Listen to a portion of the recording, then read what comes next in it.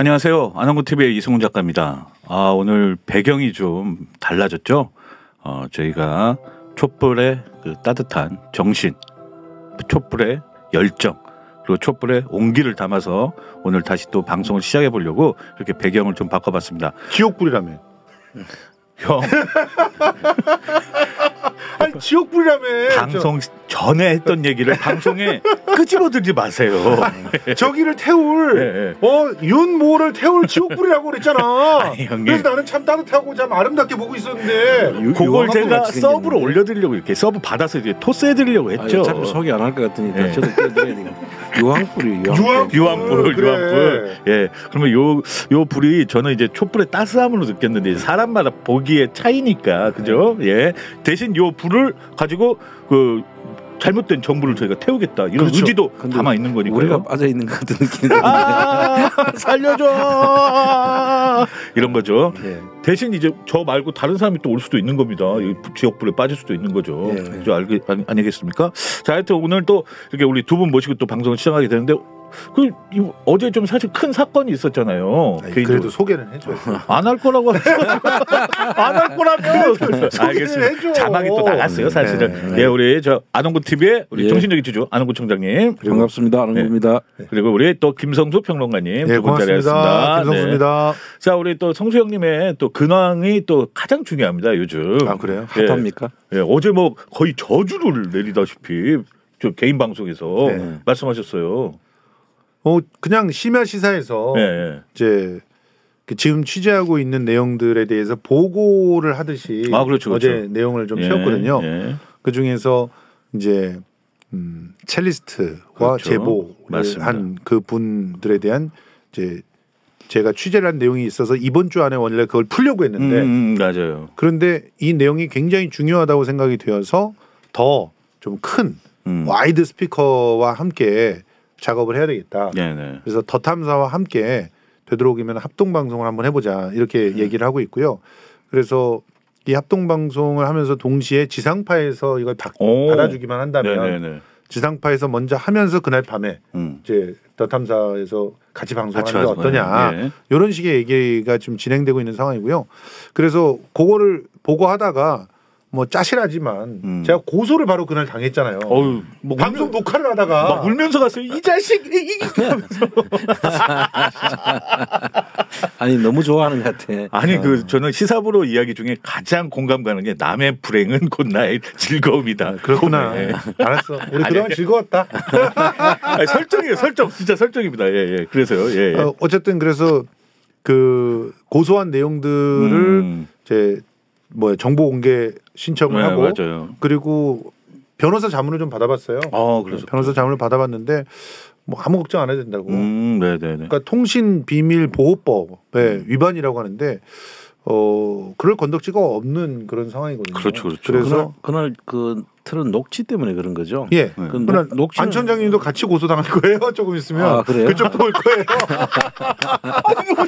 그날 내가 거기 있었는데 그 녹취를 했던 사람이 직접 나왔었거든. 그러니까 맞아요. 나왔어요. 본인이 그 자리에 있었던 거는 그 통신비밀보호법에 해당이 안 되잖아요. 원래. 그럼요. 그런데 이제 하나 이제 껄쩍지근한 것이 얘기하지 마요. 괜히. 이렇게 회의 같은 걸 하고 있을 때 녹음을 한 거. 요거 같은 경우는 이제 자기네들끼리도 얘기를 하니까 그럴 때는 그 사안에 따라서 이제 통신비밀보호법 위반으로 처리하기도 하는데 그 내용이 뭐 그들의 치부에 의한 거라든지 뭐 이런 내용들이 전혀 아니거든요, 사실은. 저도 그 방송을 봐서 아니까 그런 내용은 그러니까 아니었던 뭐 것 같은데. 심각하게 그 통신 비밀 보호법으로 보장이 되어야 될 만한 그런 사안인가 아닌가 공익성이 있는가 없는가 요걸 갖다 따져가지고 이제 그것을 판례를 가져온다고 하는데요.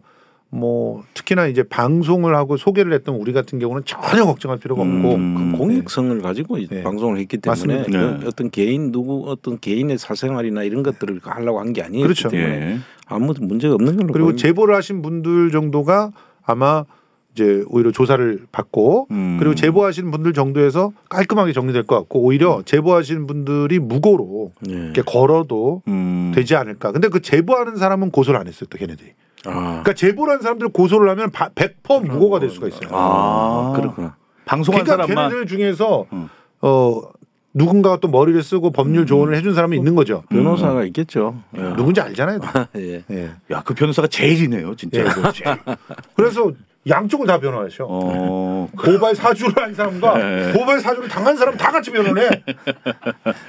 이런 경우 난 그러면서 그렇게 얘기했대. 저는 그 의뢰인들의 비밀을 보장합니다. 그럼 이거 어떻게 양쪽을 갖다 다 이렇게 같은 사안인데 투잡 정도가 아니 그거는 있을 수 없는 일이죠. 예. 원래 변호사는 그 이해 충돌이 되면 안 되죠. 그렇죠. 양쪽 이야기를 한쪽은 맡아 원래 변호사 윤리상 할 수 없도록 돼 있는데 그건 근데 어쨌든 그 어제 형님이 이제 그 방송을 하시면서 나를 건드려서 좋은 사람이 없었다라고 하셨잖아요. 저를 고소했던 사람이 2명 있었어요. 네. 잘 모르고 하신 거죠. 그렇죠. 그래서 예전에 정미용 씨라고 맞습니다. 이제 고인이 되셨지만 그분이 저를 이제 정영진과 함께 우리 맞아요. 지금 위에서 방송 열심히 하고 있는 영진이하고 함께 둘을 묶어서 형 계급 차이 나 보이잖아. 밀어봤지 마. 우리 좀 이상한 데서 하는 거 있잖아. 알았어. 그렇게 이제 방송을 그 고소를 했는데 1심서부터 3심까지 다 무죄 났어요. 맞아요. 무죄. 그리고 이제 그 재판을 하는 과정에서 그분은 방송계에서 멀어져 갔죠. 맞아요. 그러면서 정영진은 오히려 점점 스타가 되고 그렇죠. 떴죠. 그런 상황들이 벌어졌어요. 맞아요. 그리고 나서 이제 두 번째로 용기 있게 저를 고소한 분이 곽상도. 좀 급이 있네요. 그래도 좀. 근데 그분은 저를 고소하고 나서 의원직이 날아가는 거죠. 날아갔죠. 아들도 그렇죠. 아들도 근데 처음에는 유죄가 나왔었잖아요. 유죄가 그러다가 나중에 뒤집어진 무죄로. 그러니까 이제 저를 건드리면은 그렇게 된다. 패가망신하거나 감옥에 가거나 이런 일이 벌어진다라고 저는 믿습니다. 근데 그 말이 약간의 조금씩 실현화되는 느낌이 그 방송이 끝나고 바로 다음날 봤더니 뭐 어떤 채널이라고 얘기할 수는 없지만 구독자가 1,000명, 2,000명이 다 빠져 있더라고요. 시작된 거죠 이제. 이제부터 시작된 거예요. 야, 성추형한테 잘해야겠네. 그러니까 계속 그러고 있으면은 계속 커질 겁니다 그게. 그런 것들이요? 네, 그럼요. 야, 왠지 뭐 피라미드의 저주 같은 뭐 옛날 그런 거 있잖아요. 근데 뭐 그거 가지고 그렇게 자랑할 일이 아니고 저를 문제시했던 그 이명박은 감옥 갔어요. 맞다.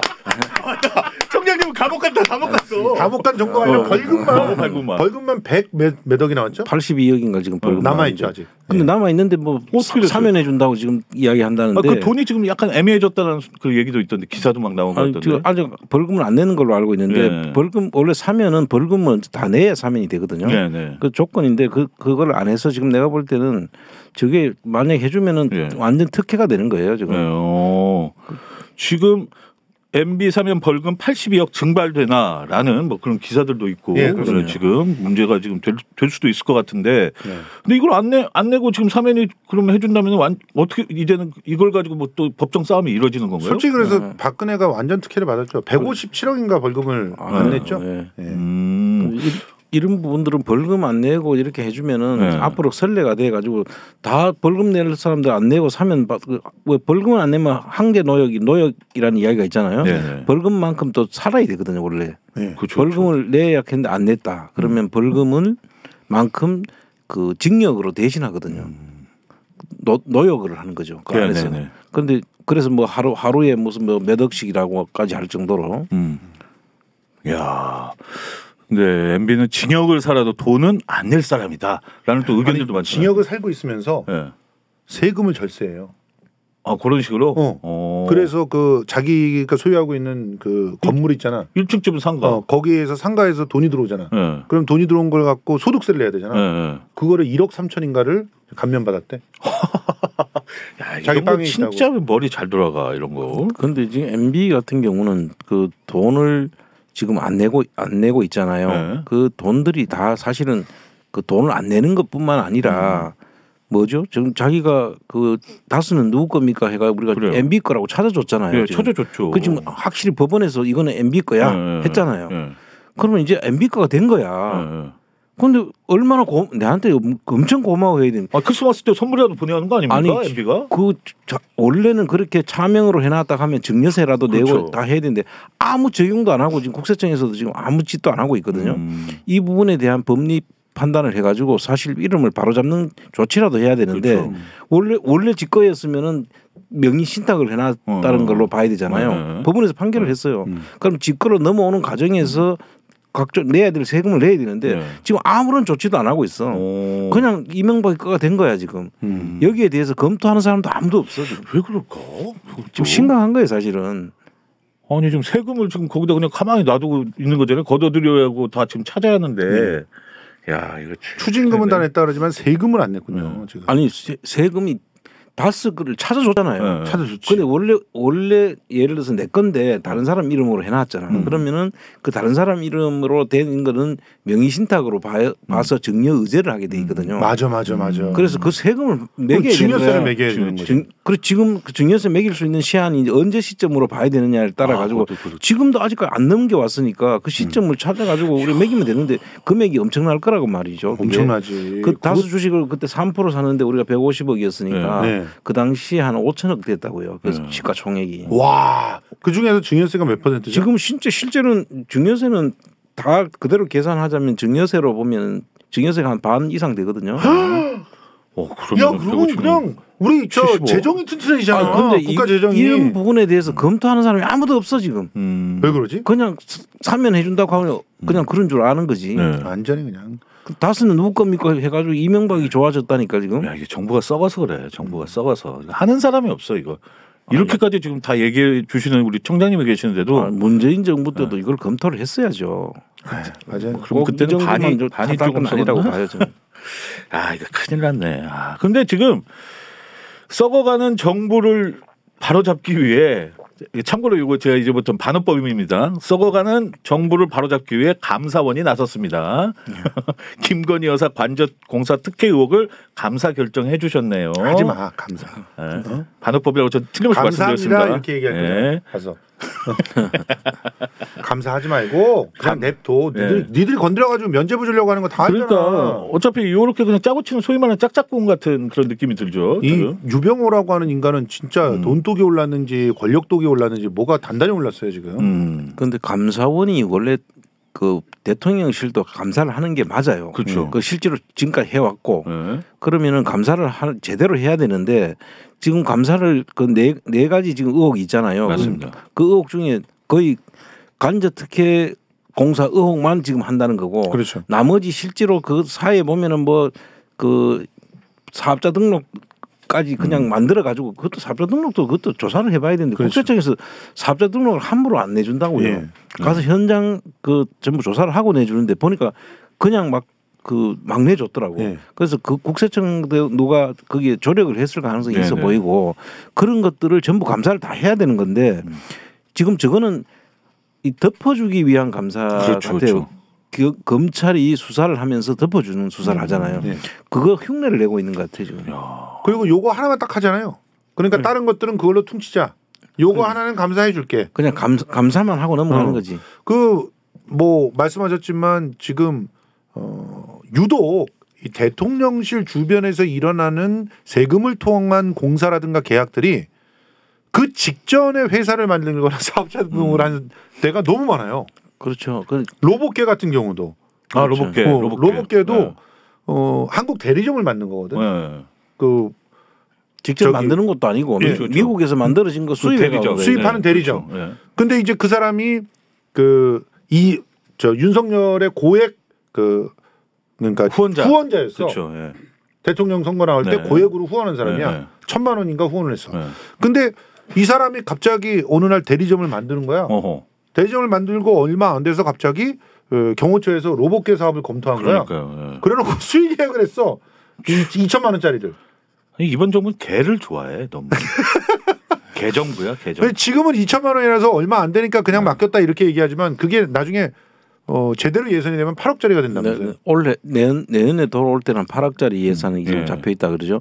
아니 그것뿐만 아니라 지금 공사하는데 지금 엄청난 돈들이 다른 그 부처에서 땡겨오고 이렇게 했잖아요. 그렇죠. 그런 것들이 다 감사 대상입니다, 사실은. 그런데 이번에 이 감사원 요게 좀 그 기사만 보시면 감사원이 뭔가 우리가 뭐 감사를 해줘야지 이것도 아니고 자세히 읽어보면 이게 사실은 참여연대가 청구를 한 거잖아요. 감사를 해달라. 니네 뭐하냐 이 자식들아. 그러니까 감사원이 알았어 할게 하면서 그중에 정말 4개를 지금 사실 참여연대에서 4개를 얘기합니다. 근데 그중에 2개는 날려버리고 2개만 한 건데 하나가 재정 낭비 두 개를 날린 것 중에 뭐가 있냐면 재정 낭비 추계 집행 의혹은 기각. 대통령실 직원 채용에 의한 건 각하. 시켜버리고 나머지 것만 지금 하는 거예요. 그러니까 이게 지금 보면은 무슨 아까 말씀하신 대로 처음부터 이미 이 감사는 감사를 하기 위한 감사인 거죠, 진짜. 그렇죠. 그래서 의혹을 털어주기 위한 감사. 원하는 게 아니라. 그렇죠. 그러니까 이게 좀 냄새가 난다라는 거죠, 사실은. 사실은 대통령실 직원 채용 의혹 같은 경우는 의혹이 아니라 사실이잖아요. 사실이잖아요, 거의. 그거는 그 전부 다 이건 빼박이잖아. 관련 인사들로 했다는 그런 이야기가 그럼요. 있었고 실제로 나와가지고 지금 그 문제가까지 됐는데 이거를 갖다 의혹이라고 빼요, 그냥? 정보인 누나 어떡할까요, 정보인 누나. 그러니까 각하라고 하는 거는 아예 사유가 없어서 그냥.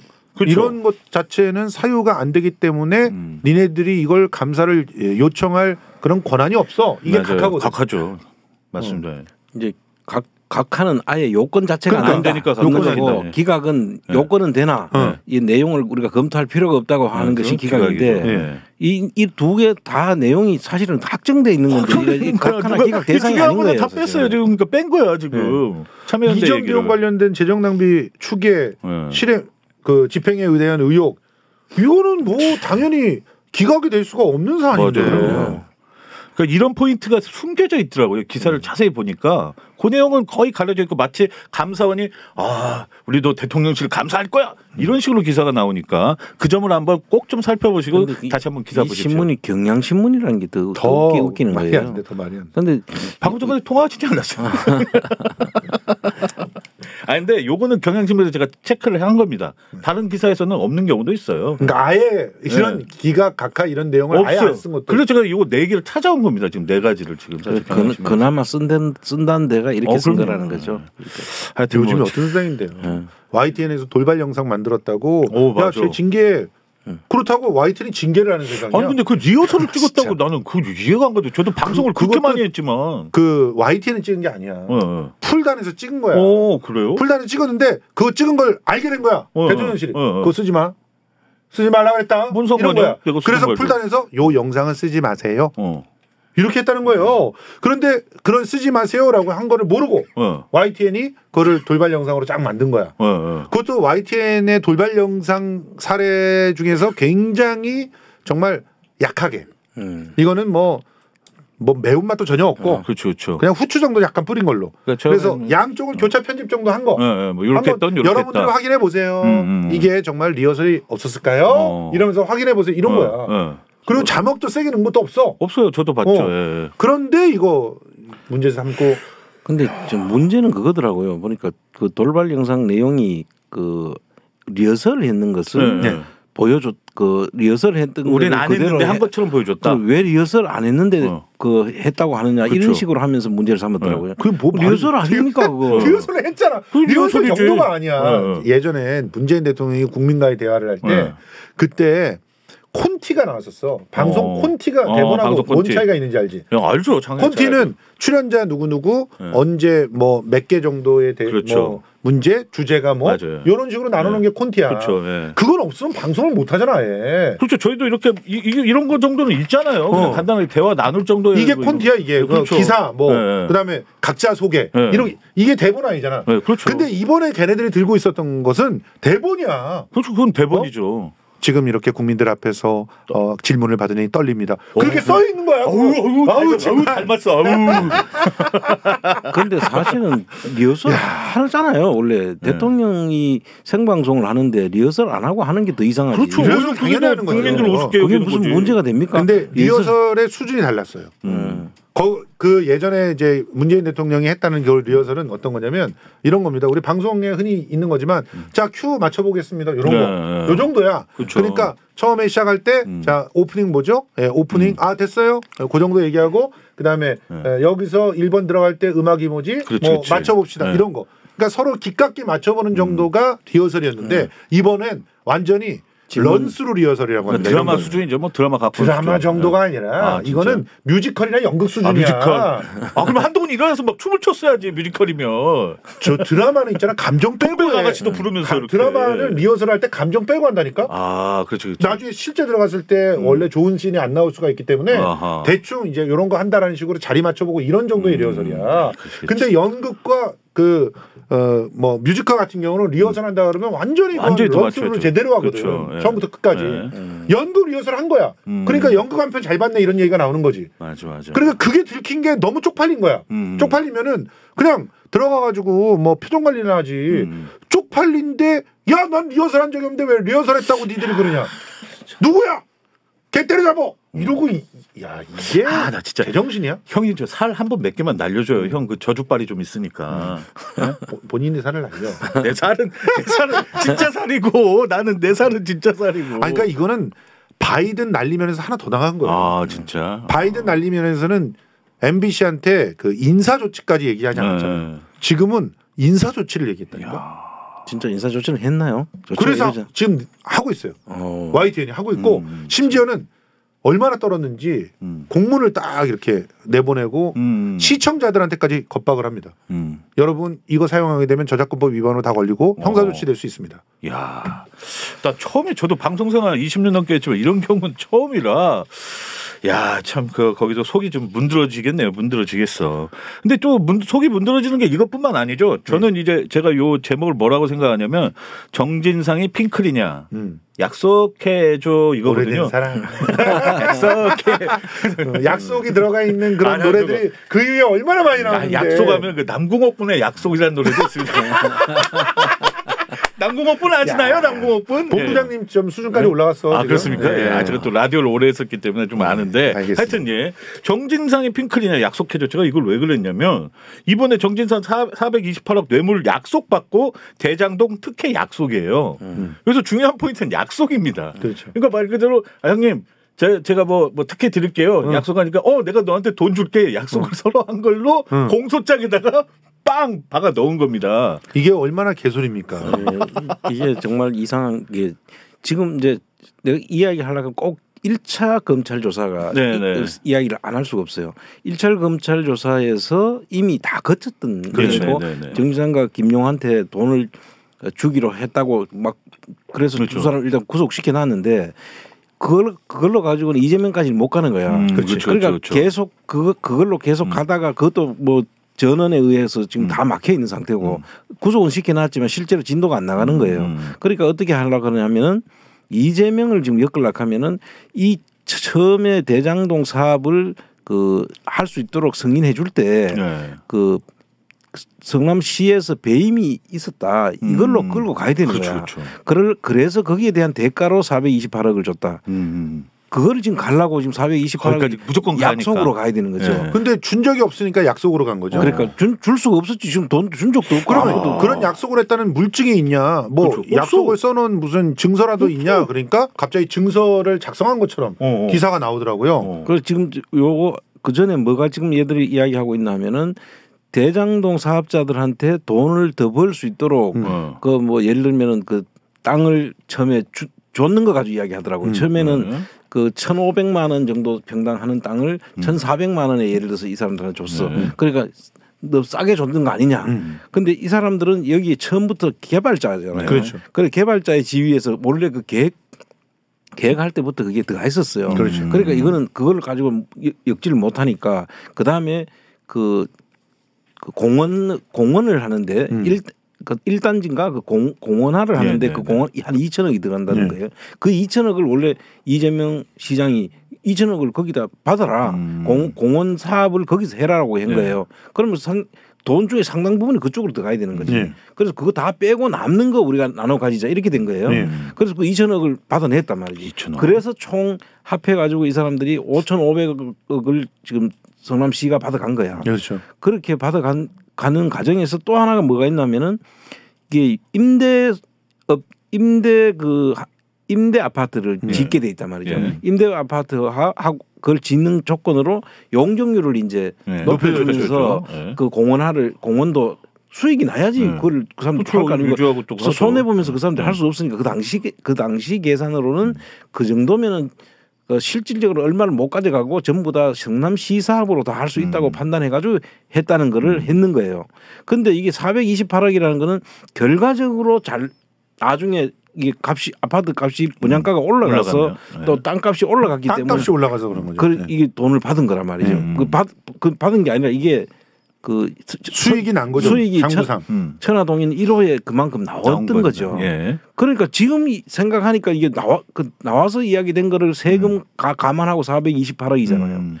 그럼 결과적으로 뭐가 되느냐 하면은 이 428억을 처음부터 428억이 나올 줄로 알고 약속해줬다는 이야기로 지금 소설을 써야 되는데 네. 이게 앞뒤가 안 맞는 거예요. 네. 이 사람들이 무슨 송중기도 아니고. 아 송중기도 아니죠. 과거로 돌아가서 대장동 아들로 태어난 거 아니잖아요. 상상도 안 되는데 매치가 안 돼. 428억. 아니 그래 월드컵 4강 뭐 이렇게 하듯이 428억이 남습니다. 이 사람도 세금 전문가도 아니에요. 네. 그래 법인세 내고 배당세 내건 제하고 남은 돈이 428억인데 네. 그걸 그때 가서 얼마가 생길지도 모르는데 그렇지. 이미 428억을 약속해줘 했단 말인 거잖아요 지금. 야 이거 동포청년 어떻게 428억인 줄 알았어? 아 근데 참 이게 그래서 거짓말 또 이게 그 함부로 할 수 없는 게 이 앞뒤가 다 맞아야 되거든요. 그렇죠. 네. 검찰이 내가 볼 때는 지금 상당히 당황하셨어요. 이렇게 된 것 같아요. 그리고 부정처 사후 수뢰가 성립을 하려면 실제로 수뢰를 하게 된 뭐가 있어야 돼요. 뭐가 뭐 어음을 써줬다든가. 그러니까 나중에 가서 그 사후 수뢰가 100% 의심할 것 없이 수뢰가 된 거야. 이미 된 게 통장에 꽂힌 게 확인됐다든가 이런 것들이 나와야 되는 거지. 없잖아요. 지금 약속만 했다는 거야. 그러니까. 약속만. 아 그렇게 따지면 제가 우리 저 송수영하고 그냥 428억 약속하면 이것도 그냥 그렇게 되는 겁니까? 그렇지. 네. 아니 이제 그 한 방에 꽂아주기라고 네가 약속을 해. 형 얼마 줄 건데요? 그러니까 428억? 그렇지. 그럼 그렇게. 그러면 이제 우리 둘은 이제 배인과 뭐 횡령이 되고 다 갖다 붙이면 되니까. 그런데 이제 이쪽이 이제 권한이 있는 공무원의 신분이어야 되는 거죠. 그런 요건이 맞아야 되고. 안 되네요. 그리고 이 사람들이 이 내용을 좀 깊이 들어가면요. 정민용이라는 사람이 이거를 했다는 거 아닙니까? 예, 아주 중요합니다. 이 정민용이라는 사람이 그 공사에 있으면서 이 모든 이 사람들이 당첨이 될 수 있도록 해주고 그걸 조건도 그렇게 그 사람이 그렸다는데 그 사람한테 가서 이게 그 위에서 이런 지시가 있어가지고 이렇게 했다라고 하는 그걸 받아내야 돼요. 그냥 돈 주려고 했다 약속했다는 말만 가지고는 절대 안 돼. 근데 이거를 그 이야기는 지금 하나도 없어요. 지금. 왜냐하면 그 얘기를 하게 되면 정민용도 정민용이 그거를 한 거잖아. 그렇죠. 위에서 시켰든지 어떻게 했든지 정민용이 그거를 갖다가 특혜를 줄 목적으로. 목적이죠. 네. 그리고 그걸 조작을 한 거잖아. 그럼 그렇지. 정민용도 가야 되는데 정민용은 지금 기소가 됐나요? 그 정민용 기소도 안 됐을 거예요. 기소도 안 됐어. 정민용하고 남욱이하고 박영수하고 다 이제 같은 묶음으로 묶어야 되는데 거기까지는 또 갈 수도 없는 거야. 이게 지금 정말 말이 안 되는 게. 사실은 정민용이 가장 큰 키맨이에요. 네. 그건 전혀 지금 언급도 안 되고 있어요. 그 정민용 그럼 누구 사람이냐? 이거 자꾸 메이저 언론에서 정민용은 남욱 사람이다 이렇게 얘기하는데 무슨 개구라야. 남욱의 후배이긴 하지만 남욱이 내 후배야. 그렇죠. 서강대 후배야. 근데 내 사람이냐? 아니야. 형 저번에 다정하게 얘기했잖아. 우가 그래서 잘해야 한다. 처음에 정민용을 끌어와가지고 뭔가 이렇게 일을 시킨 거는 남욱이지만 그렇죠. 남욱은 2015년서부터 사업에서 빠져 있었어요. 그리고 사실은 남욱의 역할을 누가 했냐? 정민용이 했단 말이에요. 그렇잖아요. 그렇죠. 그 정민용은 그럼 누구 사람이냐는 거야. 누구를 위해 일했냐는 거야. 지금 돈을 갖다가 마련하고 전달하고 이런 걸 보면 나오잖아요, 답이. 그리고 지금 정민용이가 돈 35억을 또 유동규한테 그 유원홀딩스에다 준 사실도 있어요. 거기에 대한 지금 수사도 아무것도 안 하고 있잖아. 그러니까 이 내용을 보면은 어떤 특정한 쪽 실질적인 전부 다 그쪽 조사하면 다 그쪽이 나오는데 그렇죠. 이기성도 왜 조사를 안 해? 이기성 100억이나 뜯어갔는데. 근데 그쪽은 조사 하나도 안 하면서 지금 딴 데다가 지금 계속 김용과 그쪽에다 맞추고 있는 이걸 내용을 좀 알면은 정말 말도 안 되는 소설을 쓰고 있는 거예요. 이기성은 박영수의 조카예요. 그렇죠? 조카는 사촌 동생. 외사촌 동생. 외사촌 동생이에요. 외사촌 동생. 그리고 정민용은 남욱하고 같이 그 박영수의 변협 회장 선거를 도왔어요. 그리고 박영수의 로펌에서 같이 그림을 그렸어. 그리고 정민용이 이렇게 가서 돈 받게 해주고 가서 전달하고 이런 것들은 전부 사실상 마지막에 가면 이거 박영수한테 들어가는 거 아니야? 이런 그림들이 그려져요. 예를 들어서 열심히 이기성이 협박을 해가지고 뜯어낸 100억. 그 돈에서 70억을 갖고 어떤 건물을 사느냐. 남경필 동생 건물을 샀습니다. 이번에 기사가 나왔죠. 네. 예. 남경필은 열심히 이 사업이 되게끔 노력했던 새누리당 출신의 경기도지사 아닙니까? 근데 그 기사가 이제 전 경기지사 이런 식으로 나가는 네. 바람에 오해를 좀 불러일으켰던 것도 있고요. 그런데 그 건물을 허물어서 지금 오피스텔이 올라가고 있는데 네. 그 오피스텔의 담당 그 시행사가 누구냐? 남욱회사예요. 맞습니다. 예. 그러니까 남욱의 회사한테 이득을 주고 있고 그다음에 오피스텔 만들면 그게 누구 게 되냐? 이기성 거가 되는데 이기성은 결국 그 돈을 누구한테 갖다 주려고 그렇게 만들었냐는 거야. 누구야? 박영수잖아, 사실은. 그러니까, 애초에 돈이 처음에 22억 얼마가 들어왔을 때도 그게 이기성 돈이야? 박영수 돈일 가능성이 굉장히 높다는 거 아니에요. 제가 볼 때는 지금 검찰이 애처로운 게 지금 아닌 쪽을 계속 지금 끌어가려고 하니까 뭐가 맞질 않는 거예요, 앞뒤가. 정작 해야 될 걸 못하게 하고 하지 말아야 될 걸 하니까 이런 현상이 생긴다고 봐야 돼요. 그래서 지금 그쪽을 공격을 해야 되는데 민주당이 왜 그런지 그 공격을 안 하고 있어. 왜 그러죠? 그 민주당이 지금 이 내용을 정확하게 잘 모르는 것 같고요. 두 분을 좀 초빙해야 합니다. 지금 그렇죠. 민주당에서 필요하면 가서 내가 보세요. 지금 본인들 동네는 어떻게 돌아가는지 몰라도 대장동 돌아가는 거 이렇게 잘하십니다. 이 두 분이. 그렇죠. 안 그렇습니까? 내가 대장이 좀 안 좋아. 형 이러면 안 돼. 이러면 못 올라간다. 우리 못 올라가. 알았어. 계속 지하에 있어. 형. 개그는 또 깔끔하게. 근데 저희가 왜냐하면 계속 일을 해야 합니다. 깔끔하게. 왜냐하면 주호영이랑 여기 저 정부에서 일도 열심히 하고 쉬기도 열심히 쉬라고 양쪽에서 이상한 전략을 쓰고 있습니다. 뭐냐면 주호영은 성탄절 석가탄신에도 대체 공휴일 대상 포함해야 한다. 뭐 선심 쓰듯이. 그런데 추경호는 추가 연장 근로 일몰 종료 시 중소기업 소상공인 고통받으니까 일 좀 빨리 더 많이 시키게 해달라. 양쪽에서 이제 번갈아가면서 막 이상한 전략을 쓰고 있어요. 추경호는 지금 52시간제를 그 8시간 플러스 해서 60시간 할 수 있도록 하는 사업장이 30인 이하 사업장에는 그래 할 수 있도록 지금 돼 있는데 그게 올해 마지막이 일몰이죠. 일몰. 올해 마지막이 되니까 앞으로 이제 중소기업들이 힘들어질 것이다. 그렇죠. 이렇게 이야기하는 거잖아요. 그런데 그 이야기하면서 한쪽은 또 대체 공휴일을 쉬게 해줘야 된다. 그 한쪽은 막 계속 이야기하면 욕 먹으니까 그런 전략으로 둘이 나오는 게 아닌가. 솔직히 말해 주호영은 이거 자기 정치한다고 봐야죠. 이 사람이 그 독실한 불교 신자라 그러지 않았어요? 주호영은 대구에 있는 그 불교 재단에 그 고등학교를 나왔고요. 그리고 독실한 그 불교 신자로서 불교 쪽은 주호영이 상당히 그 조직이 있어요. 그렇습니까? 그래가지고 지금 성탄절과 석가탄신일을 묶지 않으면 어느 한쪽만 갖고는 그 통과 못 시키니까 불교계의 수건을 지금 통과시키려고 하는 거예요. 석가탄신도 대체 공휴일 그런 식으로. 대체 공휴일 만들어가지고 절에 오라는 거지. 그리고 그래서 보시하라는 거지. 형은 얼마나 도와줬어. 조계종 쪽이 얼마나 많이 도와줬어요. 그러니까. 이명박이 그 주호영을 비서실장으로 처음에 채택할 때부터 불교계를 이명박은 기독교잖아요. 맞습니다.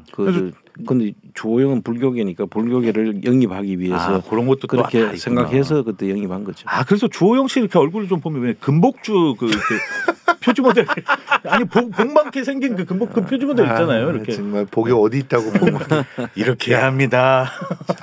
얘 가만히 보면 저쪽에 줄타기 하는 것 같잖아요. 저는 고소가 싫어요. 주호영은 그렇게 그쪽에 힘도 없어. 힘 없어? 혹시 당적을 그쪽으로 가진 건지 모르겠어요. 일단 저를 갖다 써보세요. 내가 그 당을 어떻게 망치나 내가. 난 일단 민주당에 아직 안 들어갔잖아.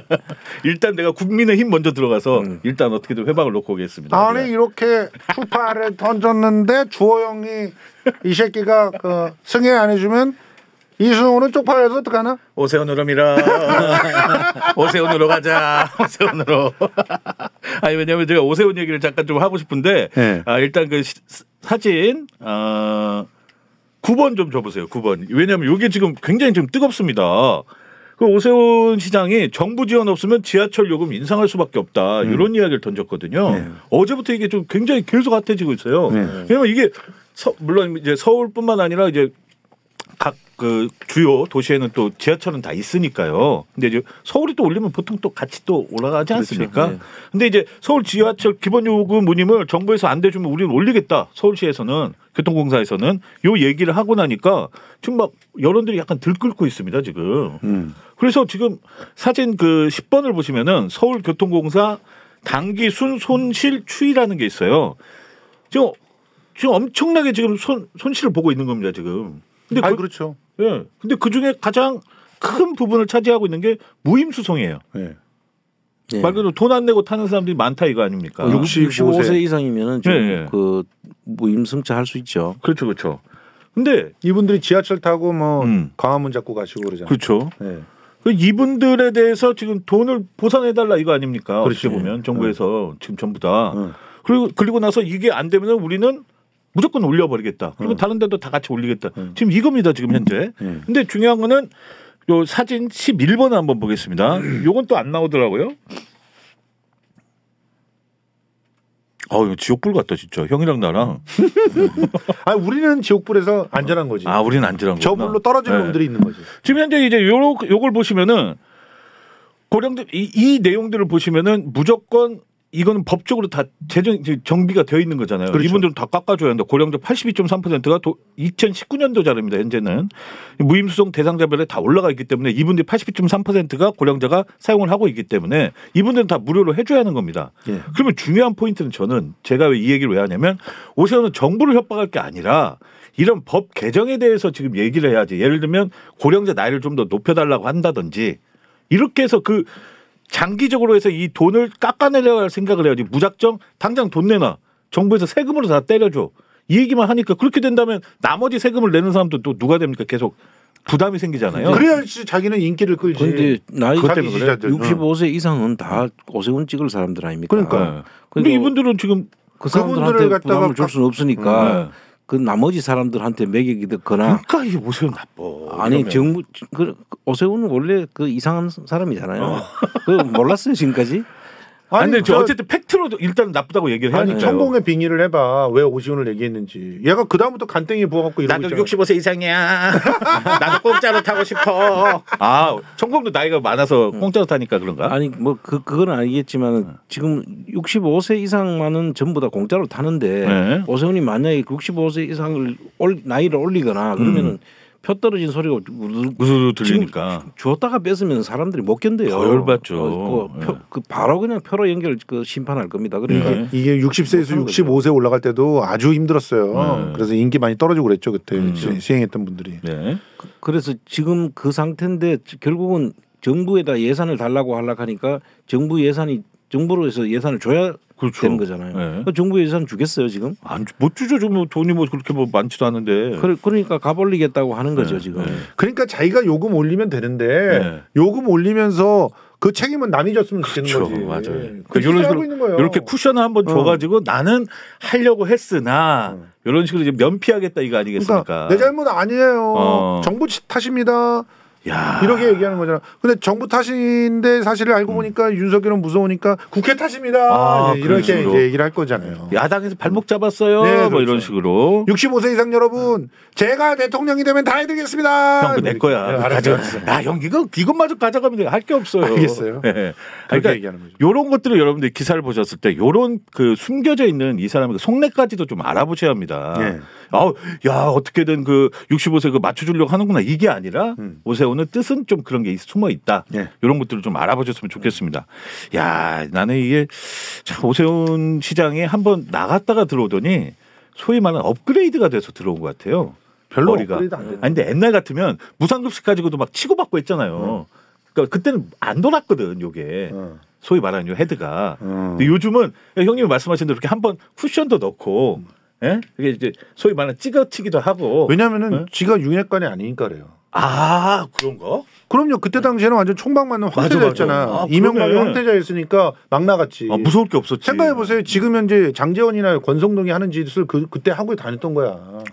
그러네 또. 그러니까 막 개겼던 거지. 자기가 들이받고. 지금은 조심조심 하나하나 돌다리도 이제 그렇게 건너가야 할 때니까. 지금은 정광훈한테도 손을 내밀어야 되는 상황인데. 설마. 진짜 그래. 진짜요? 그럼 그러니까 지금 65세 이상들 이렇게 보장해줘야 된다는 그런 얘기를 하고 있는 거 아니에요. 정광훈의 또 지지 기반이 65세 이상이잖아.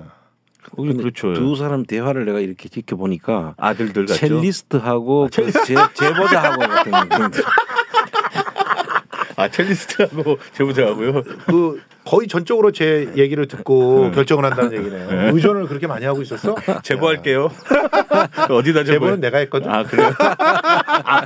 여기 제보자구나. 첼리스트고. 그렇군요. 아이고. 첼로가 이렇게 안 하죠?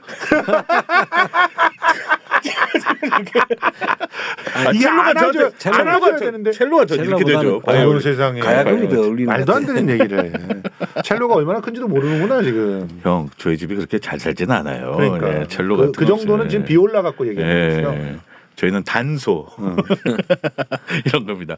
하여튼 이 얘기를 하다 보니까 이 지하철 얘기라는 게 어떻게 보면은 생활경제에 또 밀착한 얘기 그렇죠. 아니겠습니까? 생활경제로 저희가 또 하나 좀 더 얘기해 보자면 기사 이런 게 하나 있더라고요. 부업 뛰는 사람들이 역대 가장 많이 늘고 있다. 그 사진 12번이요. 생활고에 부업 뛰는 가장 역대 최다 5년 새 10만 명이 늘었다고 합니다. 내가 진짜 지금 개탄스러운 게요. 성수대로에서 최근 쇼츠 하나가 거의 100만에 근접한 쇼츠가 있어요. 네. 그게 뭐냐면 화물연대 파업에 대해서 우리 출연자 중에서 박지 아나운서가 개탄을 한 내용이거든요. 거기 보면 화물연대 사람들이 얼마나 고생하고 있는지 아느냐. 그러면서 실제로는 화물차를 사서 할부금 내면서 그러면서 유류비가 올라가고 그리고 차량 정비나 이런 것도 다 해야 되고 그러니까 결과적으로는 운임을 갖다가 지금 받는다고 해도 500을 벌기 어렵다. 그러니까 결과적으로는 한탕이라도 더 뚫려고 하다 보니 과적도 생기고 과속도 생기고 이런 게 생기는 거 아니냐. 이런 걸 설명해놓은 너무나 지극히 정상적이고 논리적인 언어인데 거기서 좌표가 찍혔나 봐. 그래서 야 할부금을 왜 나와 여기서. 할부금을 갖다가 세금으로 내줘야 된다는 거야? 할부금을 세금으로 내라는 얘기를 한 적도 없어. 할부금이 부담되니까 실제로 그 쓸 수 있는 가용 소비 금액이 줄어든다는 얘기를 한 거거든요. 맞아요. 그래서 최소한 안전 운임제를 해서 그 유류대가 올라가거나 원자재 가격이 올라가는 것만큼은 그게 운임에 반영돼야 된다는 얘기를 한 거예요. 그거 세금으로 해달라는 것도 아니야. 화주가 내야 된다는 거잖아.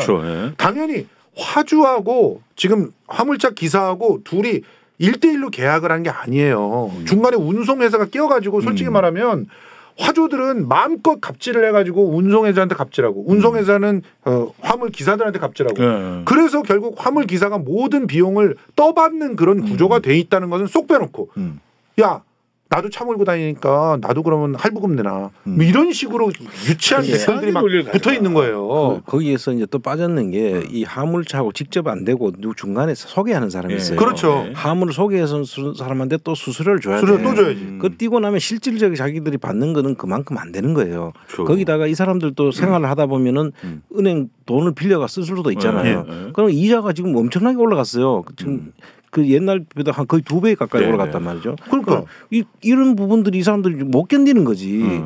그래서 이야기하는 거지. 그 사람들이 무슨 뭐 돈을 더 벌기 위해서 하는 것도 아니고. 그러니까 이거의 핵심은 화주와 화물 기사가 1대1로 서로가 교섭력을 가지고 만나게끔 해주면 문제가 해결되는 거야. 그러면 자기네들이 자율적으로 해결할 수도 있고 거기서는 각자 도생이라는 말이 어디 맞을 수도 있지. 그리고 이런 그 뭔가 교섭력이 생기잖아.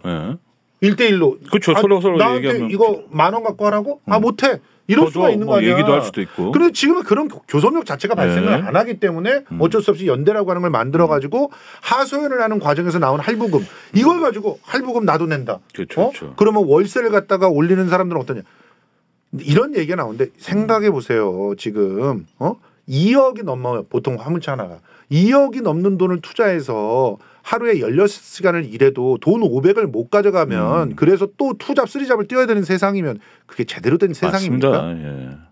누가 그걸 그런 식으로 만들어놨습니까? 막말로 대기업이 조금만 그 자기가 벌고 있는 이윤에서 조금만 덜 이득을 보면 돼요. 그러면 모든 문제가 해결이 돼. 1%를 2%를 그걸 가져간다니까? 근데 그 1%가 자기한테는 큰 돈이 아니에요, 솔직히. 큰 돈이 아닌데 그 사람들은 목숨을 좌지우지하는 돈이야. 재벌집 막내 아들 봐봐. 그 사람들한테 1시간은 그 사람들한테 1%는 목숨값이 왔다 갔다 하는 거야. 그런 얘기를 하고 있는 거라고 지금 5년 새 10만 명이 그 투잡 쓰리잡이 왜 늘었겠어. 이 사람들이 정상적으로 직장을 가지고 일을 해도 그걸 못 번다는 건데 그러면 그 못 벌게 만든 데를 갖다가 공격하고 문제를 해결하려고 해야지 할부금 문제를 하소연한 사람을 공격하냐? 이 찍더라. 이제 보통 그 요즘 보면은 그 대리운전 하시는 분들 있잖아요. 예. 그게 이제 보통 투잡 뛰는 사람들이 그렇죠, 많아요. 보통, 예. 낮에 일하고 저녁에 딱 대리운전 뛰고 이렇게 그게 이제 투잡의 대표적인 케이스인데 그런 사람들이 그렇게 안 하면은 지금 높은 물가에다가 그 이자율 높은 데다가 지금 살 수가 없어. 그렇죠. 그러니까 그 사람들은 지금 자기 목 그 건강 이런 거 다 팽개치고 지금 그래서 할 수밖에 없는 맞습니다. 건데 그걸 가지고 지금 그 뭐 다른 이야기 한다는 게 말이 됩니까? 지금 이 현상이 윤석열 정부 들어서면서 모든 것이 지금 생기는 현상이에요. 네. 그전에는 이런 게 없었다고. 이게 지금 제가 이 기사를 가져오면서 어떤 댓글을 하나 이제 가져봤는데 어떤 분이 이런 댓글을 달았더라고요. 좌빨 정부가 기업하기 어렵게 해놨으니까 기업 고용주 입장에선 단기 알바만 쓰게 된 거다. 자연히 고용당한 사람들은 일을 그렇게밖에 할 수가 없는 거다. 이제 정상적으로 돌아가는 거다라고 헛소리를 이렇게 장황하게 달아놓으셨는데 제 기억에는 좋아요가 한 10몇 개가 되더라고요. 그러니까 이런 헛소리가 이게 어떻게 생각하십니까 이게? 그러니까 이런 식으로 이제 프레임을 만들어 가지고 계속 댓글을 갖다가 조작하는 세력들이 있는데요. 가만히 자기가 얘기하는 걸 생각해 보세요. 좌빨 정부가 기업하기 어렵게 해놨으면 기업들이 돈을 어떻게 그렇게 벌어요? 역대 최대의 그렇죠. 성적들을 어떻게 냅니까? 영업이익 낮고. 네, 그리고 코로나19 입장 시국에서도 기업들을 최우선적으로 배려를 했던 게 문재인 정부예요. 맞습니다. 그래서 중소 그 자영업자들은 다 죽어나갔잖아요. 막말로 중소 자영업자들이 이제 들고 일어나도 할 말이 없어요. 그런데 지금 걔네들이 알바를 쓰는 이유는 딱 한 개예요. 정부에서 특히 기재부에서 알바를 써도 아무 문제가 없이 자꾸 시행령 등을 가지고 그걸 보장해주고 있으니까 문제예요. 맞아요. 왜 알바를 씁니까? 정규 직원을 갖다가 고용하게 해줘야지. 그렇게 해야 제대로 된 임금을 받고 지금 현재 비정규직이 많아졌기 때문에 이런 문제가 벌어진 거 아닙니까? 맞습니다. 그럼 비정규직을 정규직화하는 그런 형태를 가게 하던가 비정규직을 쓸 때면 확실하게 정규직보다도 더 비용을 줘서 맞아요. 그 고용 탄력성에 대비하게끔 하거나 솔직히 말해서 여러분들이 진짜 모르는 게 뭐냐면 독일이나 이런 유럽에서는 비정규직이 돈을 단기 시급으로는 더 벌어요. 벌죠. 아, 독일 생각하고 여기서 프리랜서 했다가 이렇게 됐어요. 그러니까. 예. 이게 말도 안 되는 그냥 어디 진짜 이런 그 얘기들을 하게끔 하는 그 맞아요. 댓글 한 편에 1,000원씩 주는 그 정말 자본의 가벼움 이런 게 정말 개탄스럽습니다. 예, 제가 이제 이런 얘기는 이제 좀 처음 하는 얘기인데 저 아는 후배 작가 중에 이제 방송계에서 이렇게 좀 글이 잘 안 되니까 알바 비슷한 걸 하더라고요. 처음에는 이제 블로그 알바를 합니다. 그 기업 받아가지고 왜 제품 뭐 너무 좋아요. 막 빛이 나요, 광이 나요 이런 거 써주고. 근데 이제 그래도 작가 출신이니까 글빨이 좀 있으니까 그 블로그를 키워줘요. 그럼 돈을 받으면 그 블로그를 팔고 또 나와요. 근데 저번에 한번 우연히 얘기 들어보니까 댓글 알바를 하고 있더라고요. 그래서 그 기본 폼을 주면 거기에 맞춰가지고 이제 정치 쪽은 아닌데 경제 이런 기사 보면은 댓글 중에 되게 막 전문가 같이 쓰는 친구도 있거든요. 개입니다. 아무도 몰라요 그냥. 이 방송을 듣고 있는 거 아니겠어요? 걔가 요쪽 팀장급이야? 김미영 팀장? 한때 전 세계를 전국을 한번 쳤었던 김미영 팀장. 그건 아니고요. 그러니까 그런 식의 좀 그러니까 뭔가 제가 뒤가 누구냐고 물어봤더니 대답은 안 하는데 뭔가 좀 있긴 있는 것 같더라고요. 그런 쪽이. 하여튼 참 얘기하다 보니까 또 잠깐 딴 데로 샜지만 또 생활경제 이야기 하나 또 더 해보겠습니다. 그 사진 그 8번 한번 줘보세요.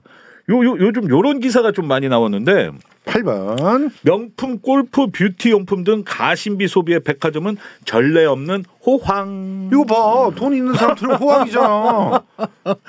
이거 보세요. 이게 어떻게 된 겁니까? 그렇게 뭐 바보들도 아니고 좀. 근데 이런 기사들이 꽤 많이 보입니다. 여러분도 지금 뭐 제가 농담이 아니라 검색해 보세요. 그러니까 돈이 몰리는 데는 엄청 몰린다. 양극화. 예, 그런 식으로 지금 막 가고 있어요. 근데 제가 오늘은 요건 안 퍼왔는데 제가 뭐 하나 지금 팩트 체크를 하나 하고 있는 게 있거든요.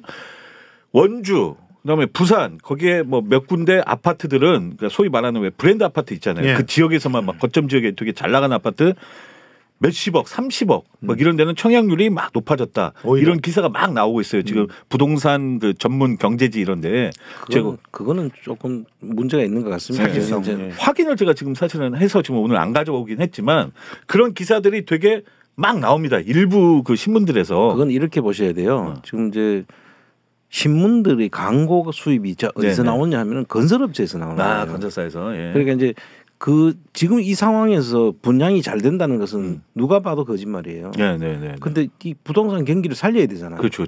그러면 언론에서 마치 잘 되는 것처럼 하면은 이게 사람들이 이거 사람들이 많이 사는구나 하면서 그동안에 이 관망하고 지켜보던 사람도 또 달려들거든. 그거를 일종의 사기죠. 그렇죠. 이 광고 수입을 통해 가지고 언론에서는 그 때려주면은 광고를 이제 내주잖아요. 그렇죠. 그래서 사실은 아마 언론하고 건설업체하고 아주 그 밀접한 관계가 있습니다. 그래서 언론사 사주들이 대부분 건설업체가 많아요. 네네. 아 그러네요. 언론 맞아요. 사주들을 보시면은 건설업체가 많고 그 수입원의 대부분이 우리가 광고를 줘가지고 언론사를 저거 하니까 그럼 내가 언론사를 사서 하지 그렇지, 뭐 이렇게 하는 거예요. 네.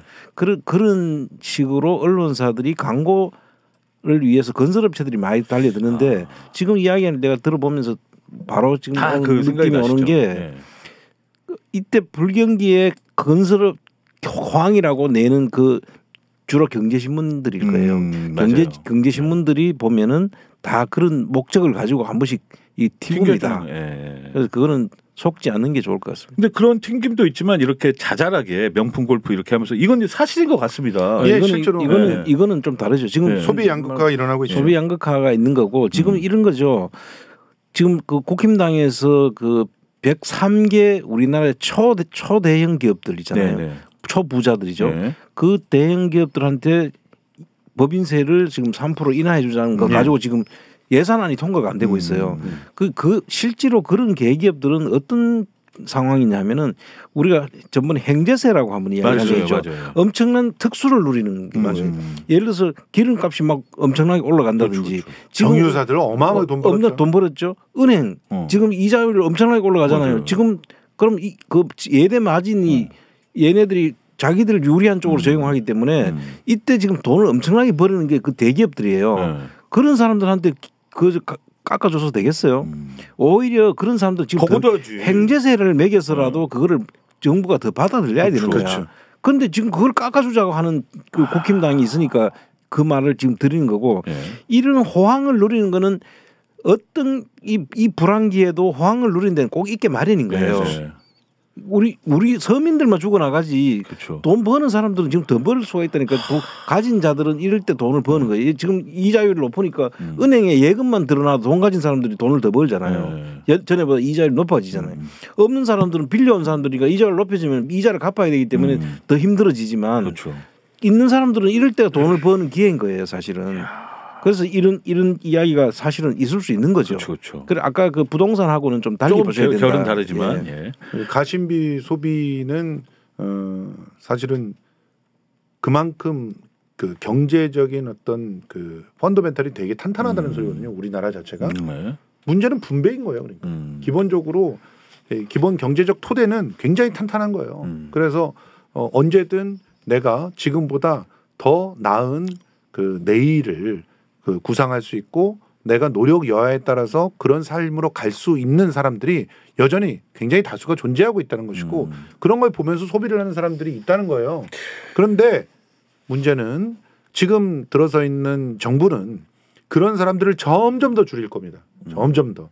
지금 한 30%가 그렇게 살고 있다면 그거를 10% 나중에는 5% 1% 이렇게 줄일 거예요. 전쟁이 나면 일단 그거는 뭐 5% 안짝으로 그냥 끝나버리게 되는데 지금 거의 전쟁 위기가 지금 만들어지고 있잖아요. 아유, 불안하죠. 요즘. 전쟁 중에도 샤넬 살 사람은 샤넬 사요.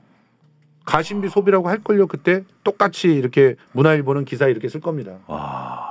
샤넬 헬멧, 샤넬 방탄복 네. 뭐 이런 걸로. 그렇죠.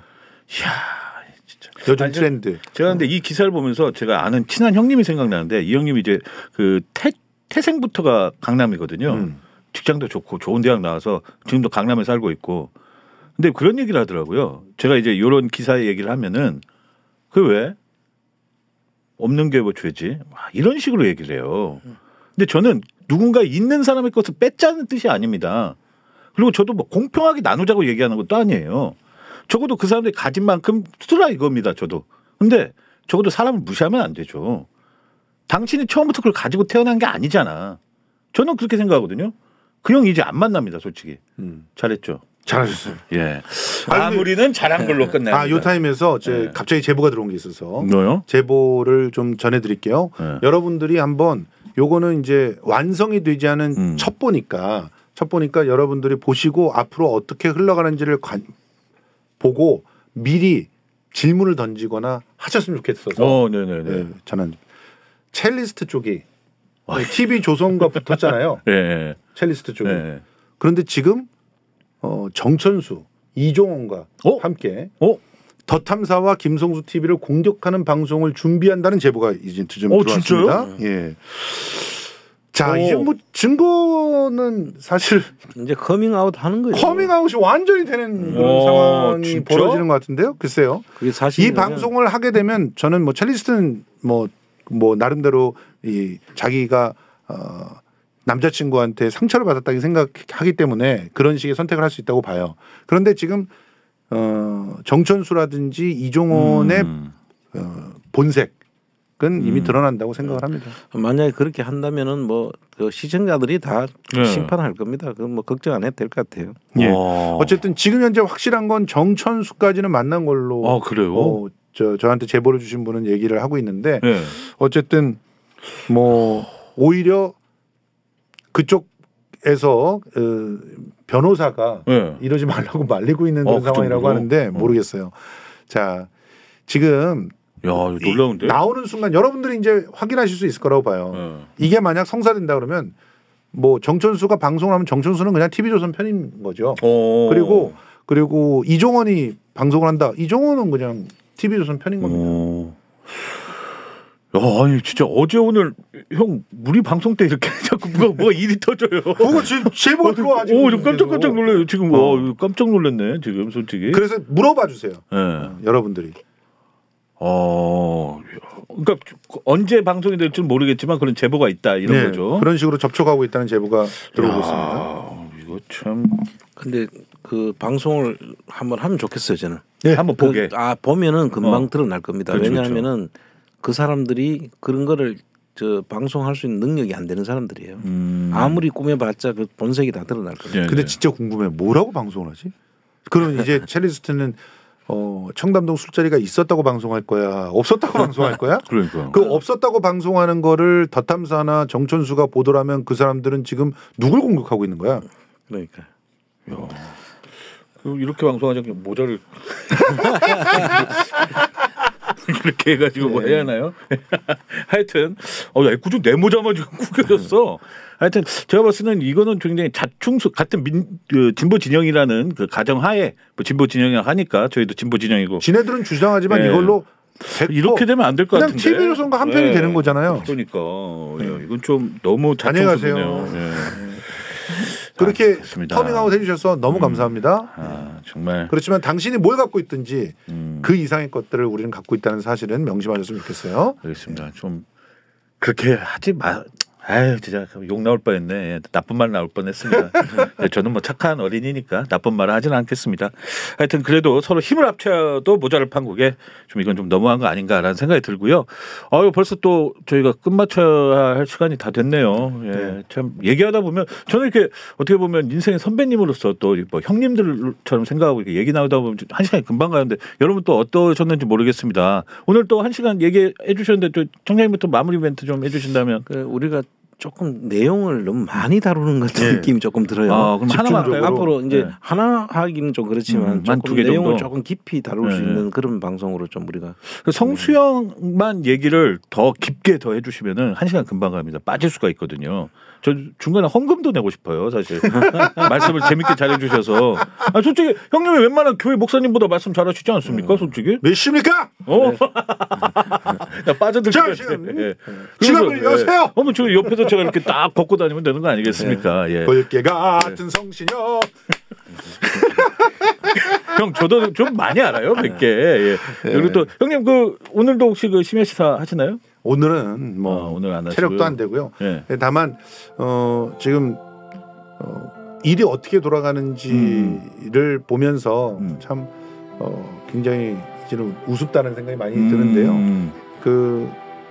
저를 이렇게 진실을 우리가 안홍구 청장님이랑 같이 진실을 밝히고 팩트를 체크하자라고 시작했던 일이 이제 계속 이렇게 진전을 보이고 있잖아요. 네네네. 그리고 그것으로 인해서 사실은 자꾸 거짓 속에서 숨었던 사람들이 자기 본색을 드러내고 있는 그런 상황이라고 생각이 듭니다. 그래서 구독자 여러분들이 널리 이렇게 보시고 현명한 판단들을 하셔서 주변의 분들께 이 방송들의 내용들을 많이 알려주시고 또 바까리도 하시고 그랬으면 좋겠습니다. 일단 뭐 우리가 가서 이렇게 미리미리 질문을 갖다 던지면 이렇게 허황된 커밍아웃을 준비하고 있던 인간들도 또 숨을지 몰라요. 맞습니다. 그러니까 이제 열심히 많이 얘기를 해주시고 불필요한 그런 말도 안 되는 그런 마타도들이 난무하지 않게끔 그렇게 되었으면 좋겠습니다. 네, 좋습니다. 성수형을 뵐 때마다 저는 사자성어 그게 떠오릅니다. 낭중지추라고. 이 소주머니에 있어도 이게 탁 튀어나오잖아요. 아니 댓글 중에 그런 댓글들이 좀 있었거든요. 김성수님 몰라봬서 미안했어요. 그땐 오해했네요. 뭐 이런 댓글들이 되게 많습니다. 오해할 일이 있었나요? 많았죠. 뭐가 많았다는 거예요? 아니 농담이에요, 형님. 근데 다 진짜 송곳처럼 딱 뚫고 나오지 않습니까? 저는 성수 형님 그리고 안홍구 청장님과 같이 방송한다는 자체만으로도 영광입니다. 그래서 오늘 당장 국민의힘에 입당하겠습니다. 그 당을 망치려고 망쳐야 돼. 나는 망치려고 들어가니까. 추천위는 반드시 정광훈으로. 정광훈으로 알겠습니다. 정광훈으로 적어야 돼. 알겠습니다. 자, 하여튼 저희들 농담으로 끝마치도록 하겠고요. 내일은 이제 치사 프로님하고 우리 청장님 또 방송하실 거니까요. 내일 8시 안홍구 TV 잊지 마시고요. 저희는 목요일 날 또 저희 셋은 또 목요일 날 또 생방송으로 찾아오도록 하겠습니다. 여러분들은 지금 이제 더 탐사도 좋지만 몇 분은 이 이동형 TV에 좀 이렇게 가시면 제가 조금 있으면 나옵니다. 이동형 TV. 이동형 TV에서 만나 뵙겠습니다. 네, 그때 뵙겠습니다. 자, 내일 뵙겠습니다. 안녕.